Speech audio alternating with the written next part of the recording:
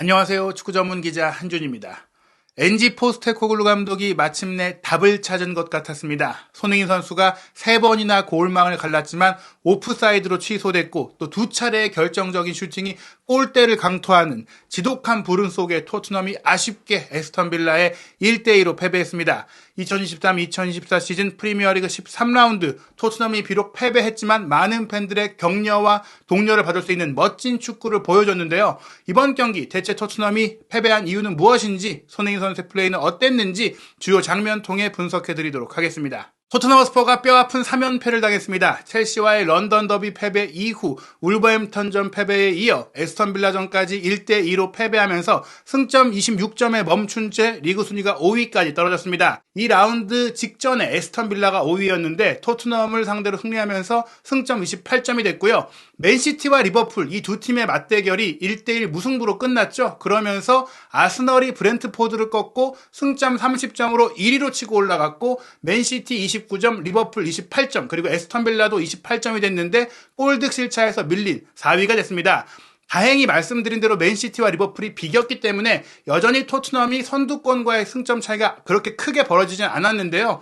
토트넘의 다음 경기 상대가 맨시티이기 때문에 이 경기에서 얻었던 좋은 점을 살리고 또 아쉬웠던 점을 보완해서 준비한다면 희망을 볼 수 있는 그런 경기력이었다고 할 수 있겠습니다. 프리미어리그 공식 계정 역시 트위터를 통해서 손흥민 선수가 3차례나 골망을 갈랐는데 모두 오프사이드에 걸렸다. 또 한 번의 기회가 있을까라고 경기 중에 올릴 정도로 이날 손흥민 선수는 충분히 결정력을 보여줬는데 정말 한 발 차, 한 걸음 차이로 득점에 실패했던 상황들이 있었습니다. 이날 경기 사실은 울버햄튼과의 경기까지도 토트넘이 이 수비라인 이탈의 문제를 어떻게 해결할 수 있을까, 에릭 다이어 선수가 출전하게 될 것이다라는 영국 현지의 전망들이 있었는데요. 그 이유는 잉글랜드 19세 이하 대표 수비수인 애슐리 필립스까지 부상자 명단에 올랐기 때문이었습니다.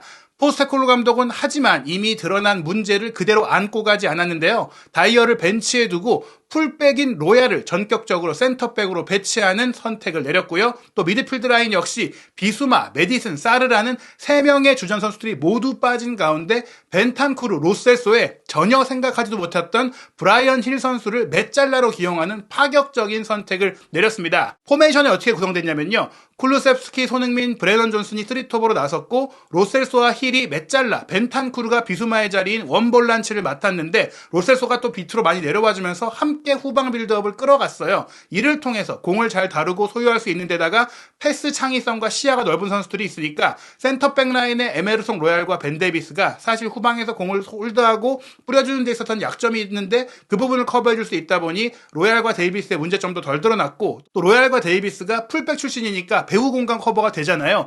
비록 이제 1대1 경합이라든지 높이에는 약점이 있지만 이 선수들 포로, 로얄, 데이비스, 우도기로 구성한 포백이 그나마 다이어가 있을 때보다는 안정적으로 작동했다고 볼 수 있겠습니다. 이에 대응해서 에스턴 빌라는 특유의 4-2-2-2 포메이션을 썼는데 이날 경기는 흥미로웠던 것이 오른쪽 풀백인 맷 캐시를 오른쪽 측면 미드필드로 배치하면서 강한 전방 압박과 또 중원 지역에서의 수비력을 보강하는 모습들이 있었고요. 맥긴 역시 측면에 배치해서 마찬가지로 측면부터 굉장히 터프한 축구, 무엇보다 거친 플레이를 통해서 토트넘의 공격력을 꺾어놓기 위한 실리 축구로 응했다. 폭력 축구에 가깝긴 했지만 전략적인 축구로 토트넘의 강점을 봉쇄했다고 할 수 있겠습니다. 경기 초반 2분 만에 토트넘이 멋진 공격 플레이를 보여줬는데요. 오른쪽 풀백인 포로가 이날 경기도 우도기와 마찬가지로 인버티드 풀백으로 안쪽으로 들어와서 미드필드 플레이를 하고 또 결정적인 패스들을 많이 뿌려줬어요. 포로의 배우 로빙 스루 패스를 손흥민 선수에게 이어주는 듯 했지만 오히려 바깥쪽으로 들어왔던 우도기가 들어와서 받았거든요. 손흥민 선수가 가운데로 탁 치고 들어가니까 수비수들이 딸려 들어왔고 그 사이 공간 배후로 우도기가 들어와서 공을 잡았는데 아쉽게도 이제 우도기가 왼발잡이인데 오른발로 슈팅할 수 있는 상황이 되다 보니까 크게 골대를 넘기는 장면이 있었습니다. 곧바로 1분 만에는 벤탄쿠르 선수가 전진해서 손흥민 선수에게 패스를 줬고 이 패스를 손흥민 선수가 논스톱으로 돌려준 것을 클루세스키가 받았고 클루세스키가 수비에 이제 슬라이딩 태클을 피한 이후 왼발 가마차기 슈팅을 구석으로 넘겼는데 이게 골인 줄 알았지만 골포스트를 때리고 나오는 불운이 있었습니다. 앞서 우도기의 슈팅이 빗나간 것도 아쉬웠고 이렇게 골대를 맞춘 장면도 아쉬웠고 초반부터 토트넘이 굉장히 강공을 펼쳤거든요. 이에 대응한 에스턴 빌라의 무기는 높이였습니다. 전문 센터백이 없고 또 높이에 약점이 있는 토트넘 수비 라인을 공략했는데요. 전반 5분에 리카디뉴의 왼발 프리킥 크로스를 센터백인 파우 토레스가 정확한 헤더 슈팅을 연결했지만 골대 옆으로 아슬아슬하게 빗나갔습니다. 이후에도 계속해서 토트넘이 연계 플레이와 또 멋진 패스 플레이를 통해서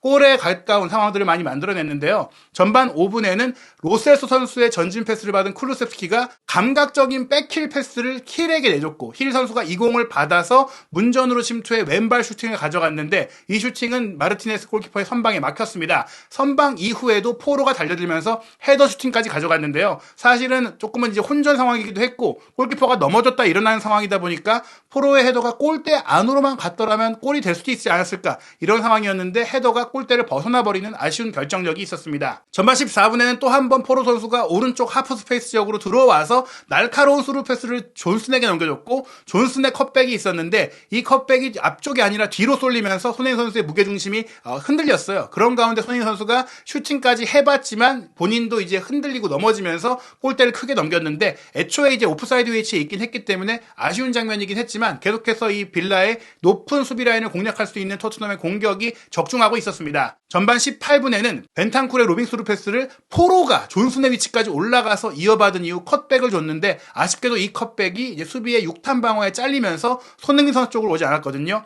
그러나 계속해서 토트넘이 손흥민 선수의 문전 중앙 침투를 노린 그런 패스 플레이를 요구하는 그런 장면들이 계속 이어지면서 좋은 플레이가 계속 나오고 있었어요. 전반 27분에는 로셀소의 전진 패스를 힐이 이어받아 크로스 패스를 연결했는데 손흥민 선수가 달려들면서 헤더 시도까지 해봤지만 아쉽게도 머리에 닿지 않고 빗나가는 등 계속해서 공격이 이어졌고 두드리면 열린다. 전반 23분에 결국에는 토트넘이 선제골을 넣었습니다.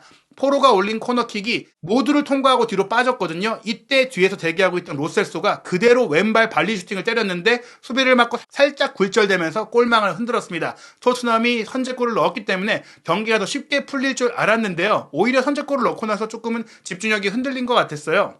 1분 만인 24분 리카디뉴가 전진해서 올린 크로스 패스를 왓킨스가 헤더 슈팅으로 연결한 게 골대 앞에서 바운드 되면서 골망을 갈랐거든요.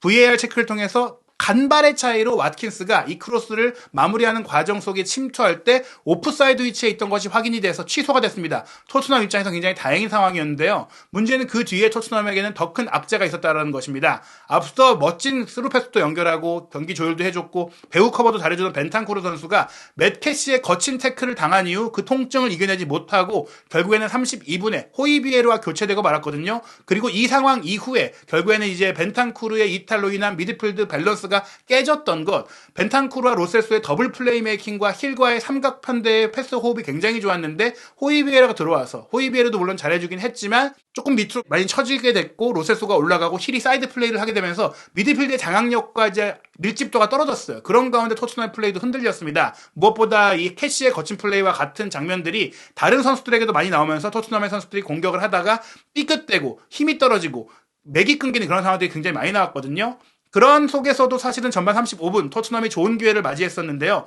호이비에르가 로빙 스루 패스를 우측으로 연결했고 이 상황에서 클루세스키가 공을 받아서 존슨에게 패스를 합니다. 근데 이때 사실은 손흥민 선수가 슈팅을 바로 때릴 수 있는 위치 오른쪽 하프 스페이스로 치고 들어왔기 때문에 바로 줬으면 조금 더 좋은 기회가 될 수 있었는데 계속해서 이날 경기의 문제가 이제 클루세스키 선수가 왼발로밖에 공을 찰 수가 없다 보니까 템포가 늦어지는 그런 문제들이 있었습니다. 결국에는 이제 다시 존슨이 클루세스키에게 주고 왼발 슈팅을 가져갔는데 이 슈팅마저도 빗나가면서 기회를 놓쳤고요. 39분에는 이제 포로 선수가 이제 오른쪽으로 넘겨준 패스를 존슨이 좌돌적으로 치고 들어가면서 또 한 번 컷백을 시도했는데 이번에는 힐이 이 컷백을 이어받을 때 슈팅을 때렸어야 되는데 조금은 이제 소극적으로 백힐을 시도했고 그게 또 카마라에게 빼앗기는 그런 상황이 나왔습니다. 결정적인 마무리 상황마다 힐 선수의 판단과 힘과 결정력이 좀 아쉽다 보니까 토트넘이 많은 기회를 골로 연결하지 못했는데요. 44분에는 호이비에르가 우도기와 2대1 패스를 주고받은 이후 손흥민 선수에게 스루 패스를 내줬고 손흥민 선수가 단독 질주에 이어서 수비가 끝까지 쫓아왔음에도 불구하고 집중력을 유지한 채 마르티네스 골키퍼와의 1대1 상황에서 골문 구석을 노린 기가 막힌 가마차기 슈팅으로 득점에 성공을 하면서 2대0이 되는 줄 알았어요. 하지만 호이비에르의 패스를 받는 순간 오프사이드 위치에 있던 것이 확인이 되면서 이 골은 취소가 됐습니다. 이 골이 들어갔다면 경기의 양상이 완전히 달라졌을 텐데요. 하필이면 또 전반 추가 시간 7분 더글라스 루이스의 프리킥 크로스를 결국에는 앞서서 결정적인 기회를 놓쳤던 파우 토레스가 이번에는 정확한 헤더 슈팅으로 골망을 가르면서 동점골을 성공시키면서 전반전을 마쳤습니다. 전반전 기대 득점은 토트넘이 1.18골, 빌라가 0.67골에 불과할 정도로 토트넘이 더 득점에 근접한 기회를 많이 만들었고요. 볼 점유율도 64%로 토트넘이 앞섰고 슈팅 숫자는 7대5였지만 유효 슈팅은 3대1이었을 정도로 게다가 골대 강타 한 차례의 기회도 있었으니까 토트넘이 더 좋은 경기를 했다라고 볼 수 있겠습니다. 이런 상황 속에서 후반전에 에메리 감독이 맷 캐시와 디아비를 빼고 베일리와 틸레망스를 투입했는데 베일리가 들어가면서 공격의 속도가 더 높아졌고 틸레망스가 들어가면서 미드필드에서의 패스 창의성도 높아졌다. 결국에는 전반전에는 버티고 후반전에 공격하겠다. 후반전에 승부를 걸겠다라는 포석을 쓴 것입니다. 이러한 가운데 여전히 후반전에도 초반에는 토트넘이 득점을 추가할 기회들이 있었는데요. 49분에는 클루셉스키가 오른쪽에서 올린 왼발 크로스를 손흥민 선수가 헤더 슈팅까지 가져갔지만 아쉽게도 골대를 넘겼습니다. 51분에는 포로 선수의 연계 플레이를 통해서 존슨이 오른쪽에서 반대편으로 크로스를 넘겼고 이 크로스가 힐 선수에게까지 이어졌지만 힐의 슈팅이 수비를 막고 코너킥을 얻어낸 것도 아니고 그냥 허무하게 빗나갔어요. 또 한 번 힐의 마지막 힘이 아쉬웠던 장면이었습니다. 그런 상황 속에서 에스턴 빌라의 역습이 날카로웠는데요. 51분에는 맥긴이 반대로 크게 전환한 이후 베일리가 치고 들어가서 한 명을 접어내고 시도한 왼발 슈팅 비카리오가 막아냈음에도 골대를 때리고 나올 정도로 위협적인 상황이 펼쳐졌고요. 54분에는 토트넘이 역습 상황에서 굉장히 좋은 플레이를 보여줬는데 특히 손흥민 선수의 플레이가 대단했습니다. 로셀소의 기점 패스를 받은 쿨루세스키가 왼쪽 사이드라인을 타고 크게 올라가다가 전방 공간으로 침투하는 손흥민 선수한테 패스를 줬어요. 이때 손흥민 선수는 수비가 자신을 바깥쪽으로 몰고 있었기 때문에 슈팅을 가져가기 어려웠었거든요. 그걸 이미 알고 공을 받는 순간 본인 쪽으로 수비가 몰리니까 백힐 패스를 다시 쿨루세스키에 내주는 천재적인 판단을 하게 됩니다. 여기서 쿨루세스키도 받자마자 반대편으로 침투한 존슨을 향해서 크로스 패스를 보냈는데 아쉽게도 존슨이 다리를 쭉 뻗어봤지만 이 공을 건드리지 못하면서 득점에는 실패를 했습니다. 그리고 55분에는 오른쪽 측면에서 포로가 호이비에르에게 뒤로 공을 빼줬고 호이비에르가 전진 패스를 존슨에게 주고 존슨이 반대편 빈 공간에 무인지경으로 있던 손흥민 선수한테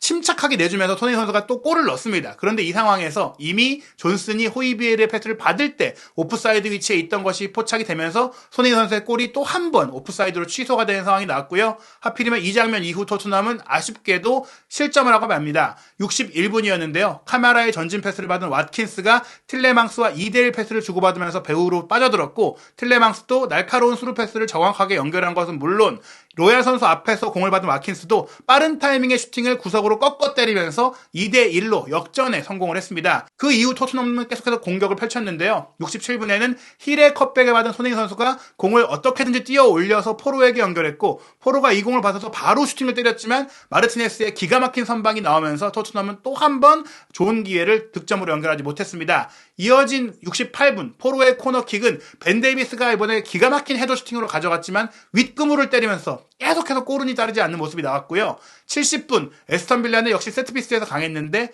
리카 디뉴의 왼발 프리킥 슈팅이 구석으로 날카롭게 감겨 들어가는 것 같았지만 비카리오가 선방으로 막아냈습니다. 이어진 코너킥에서는 71분 디뉴의 킥을 왓킨스가 헤더로 연결한 것이 골대 옆으로 아슬아슬하게 빗나가면서 빌라 역시 후반전에 더 달아날 수 있는 기회들이 있었고요. 71분 계속해서 결국에는 힘의 차이를 보여주던 힐 선수를 포스테코글루 감독이 빼고 올리버 스킵을 투입해서 중원에서의 힘을 보강을 했습니다. 그런 가운데 73분 토트넘이 또 한 번 좋은 기회를 맞이했는데요. 호이비엘의 전진 패스를 받아서 손흥민 선수가 힘차게 배후 공간으로 돌파해 들어간 이후 존슨이 수비 사이에서 번개같이 들어왔어요. 이 침투를 보고 딱 패스를 내줬고 존슨도 기가 막히게 공을 컨트롤하면서 문전까지 들어가 마르티네스와 1대1 기회를 맞이했는데 이 상황에서 슈팅을 또 마르티네스가 미친 선방으로 막아냈습니다. 흘러나온 공을 쿨루세스키가 받아서 뒤로 밀어줬고 호이비에르가 또 골문 구석으로 잘 노리고 슈팅을 가져갔는데 이 슈팅까지도 마르티네스가 막아내면서 토트넘이 계속해서 득점 기회를 살리지 못했는데요. 85분 토트넘은 또 한 번 골대의 불운에 울게 됩니다. 오른쪽에서 쿨루세스키가 컵백으로 뒤로 빼준 공, 로셀소가 또 이 공을 백힐로 빼주면서 무인지경에 있던 포로가 편안하게 슈팅을 때렸는데 이 슈팅이 하필이면 왼쪽 골포스트를 때리고 나왔고요. 그 다음에 이 흘러나온 공을 손흥민 선수가 이제 넘어져 있던 마르티네스를 피해서 가뿐하게 밀어 넣었으나 하필이면 또 포로의 슈팅이 이뤄졌던 순간에 손흥민 선수가 반발 차이로 오프사이드 위치에 있던 것이 확인이 되면서 손흥민 선수가 무려 3골이 오프사이드로 취소되는 불운을 겪고 말았습니다. 경기 종료를 앞두고 포스테코글루 감독이 마지막 승부수를 던졌는데요. 86분에 미드필더 로셀소를 빼고 장신 공격수 아르헨티나의 19살 유망주인 알레호 벨리스를 투입했습니다. 에스턴 빌라는 계속해서 실리 축구를 했죠. 후반 추가 시간까지도 선수 교체로 시간을 끌었는데요. 맥긴과 아킨스를 빼고 듀란과 램지, 쌩쌩한 젊은 선수들을 투입을 했습니다. 토트넘은 마지막까지 골을 노려봤지만 추가 시간에 있었던 코너킥 기회, 로얄의 헤더 슈팅이 수비를 막고 빗나갔고 손흥민 선수가 빗나가는 공을 건드려 보려고 했지만 결국에는 슈팅에 실패하면서 마지막 순간까지도 만회골을 넣지 못했고 결국에는 좋은 경기를 하고도 2대1로 패배했는데요. 그래도 이 경기는 지난 울버햄튼과의 경기보다는 훨씬 내용적으로 개선이 됐고 무엇보다 미드필드 라인에서 로셀소의 플레이를 활용할 수 있다는 부분들, 로얄을 센터백으로 배치해서 배후 공간 커버의 속도를 이제 만회할 수 있는 부분들을 확인한 것은 그나마 다행이라고 할 수 있겠습니다. 다만 부상에서 복귀해서 미드필드에 큰 힘을 실어줬던 벤탄쿠르의 부상 정도가 어느 정도인지 확인해 봐야겠지만 그래도 다음 경기는 비수마가 정상적으로 뛸 수 있고 또 사르 선수의 부상도 큰 문제는 아니기 때문에 맨시티와의 경기에는 조금 더 나은 전력으로 임할 수 있지 않을까 기대가 됩니다. 토트넘의 다음 경기는 말씀드린 대로 맨시티와 빅매치입니다. 한국 시간으로 12월 4일 월요일 새벽 1시 30분 에티하드 스타디움에서 펼쳐지는 원정 경기인데요. 과연 이 경기 토트넘이 4연패라는 악몽을 겪게 될지 아니면 깜짝 놀랄 만한 반전 승리를 통해서 다시금 우승 경쟁에 힘을 얻을 수 있을지 한준TV와 함께 캡틴 손흥민 선수의 역사적 도전과 토트넘의 모든 소식 확인하시기 바랍니다.